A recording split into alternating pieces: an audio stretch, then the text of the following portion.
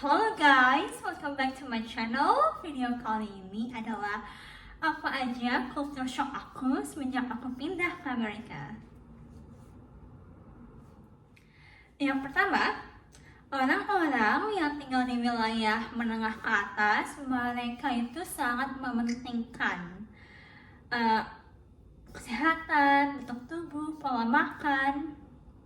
Karena pertama kali aku ke Amerika, aku kan tinggal di rumah mertua 3 harian, dan di sana itu mereka itu mau pagi, siang, sore aku bakalan nemuin mereka itu kayak lari atau bawa anjingnya lari atau ya banyak lah.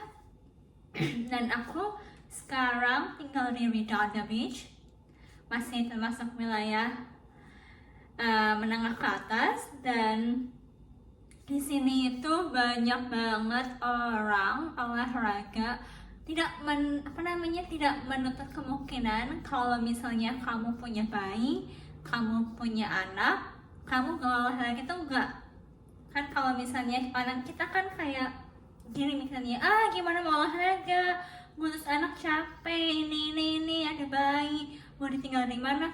Di sini pun tahu gak, ada ibu-ibu sih, masih muda juga, dia lari, jogging, terus bawa stroller, anaknya di stroller, dia sambil lari gitu kayak kayak what? Segitunya banget mereka mementingkan kesehatan dan pola hidup.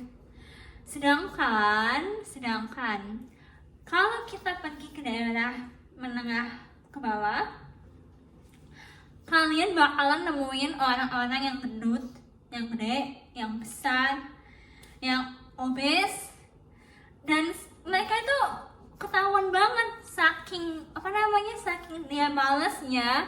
Pertama udah males, terus dia udah kegemukan kan, susah jalannya. Mereka itu ke mall atau ke swalayan pakai kayak kayak sepeda listrik, bukan sepeda juga, kayak sepeda roda 3 atau roda 4 listrik kan, tinggal kayak mereka tuh nggak jalan sama sekali.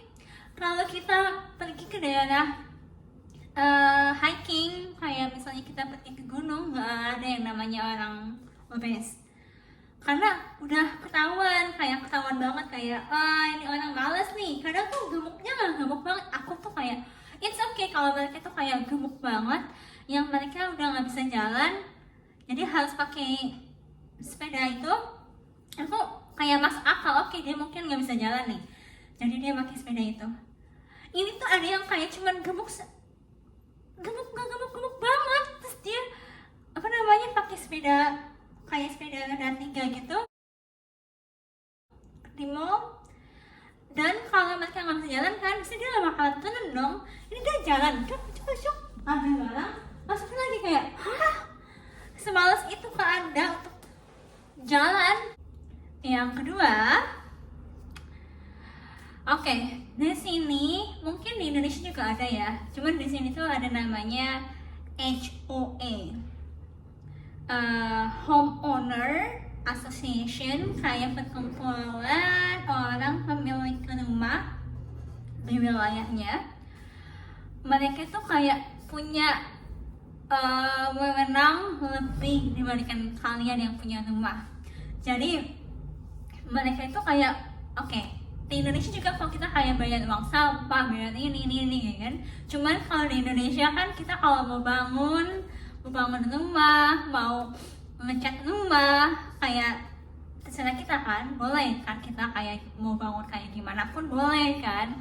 Sedangkan kalau di sini ribet banget. Kayak lu tuh kalau misalnya mau ngecat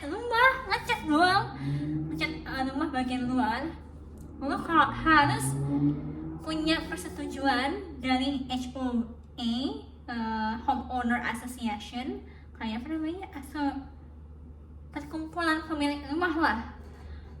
Karena beberapa wilayah, khususnya wilayah-wilayah eksklusif kayak misalnya Rolling Hills, Palos Verdes, mereka tuh kayak punya konsep wilayah mereka yang nggak boleh diganggu gugat.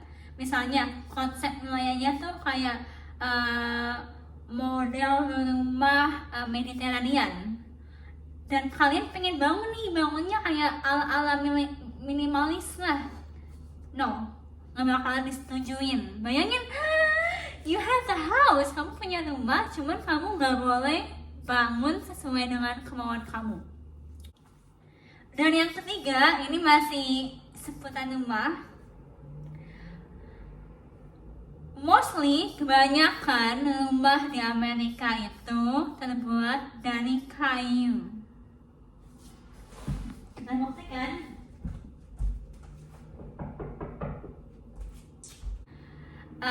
Aku nggak tahu sih alasannya apa. Cuman kalau di California alasannya itu di sini sering gempa. Sedangkan kalau kayu itu dia lebih elastis. Kalau misalnya gempa tuh dia kayak kembali ke semula.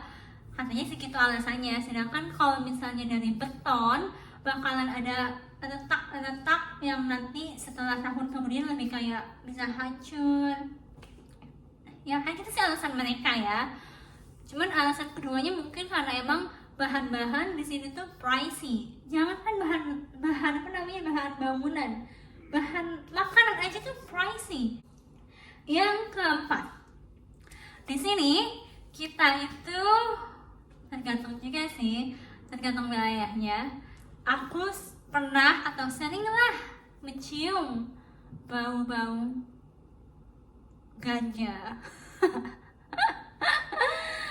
Oke, kalau misalnya kita di daerah wilayah menengah ke atas, itu tuh gak sesering kita di wilayah menengah ke bawah. That's the key, right? Ya. Kalau misalnya aku di wilayah sini nih, di wilayah sekitar rumah aku pernah kok kayak lewat nih, bau ganja. Cuman gak sesering kita kalau lagi pergi ke daerah Long Beach atau daerah Hollywood. Itu tuh kayak udah bau ganja, bau pesing. So ya, bau ganja itu tuh kayak shock banget. Dan ternyata di sini tuh ganja itu legal. Pertama kali aku tahu mengenai bau ganja tuh pas aku ke Thailand. Aku sempat nyium, bau apa sih nih? Bau kayak bau tanaman. Banyak yang bilang, that's ganja, bau ganja, marijuana. So, disitulah culture shock. Kayak, di sini tuh bau ganja nih, kalau kita ke daerah sini tuh di mana-mana. Yang kelima, kalau di Indonesia kan kita kayak familiar kalau misalnya siapa yang ulang tahun, dia bakalan menraktir teman-temannya atau keluarganya. Kalau di sini, no. Di sini kebalikannya. Di sini tuh yang ulang tahun yang ditraktir. So, I think that's a good idea, right? Itu tuh kayaknya lebih benar ya. Soalnya bayangin, this is your special day. Ini tuh hari spesial kamu, dan kamu harus mengeluarkan uang yang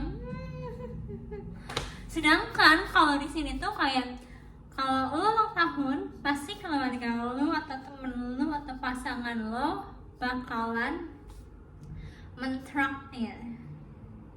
Kebalikan kan? So, jadi itulah hal-hal yang menurut aku tuh kayak shocking, culture shock.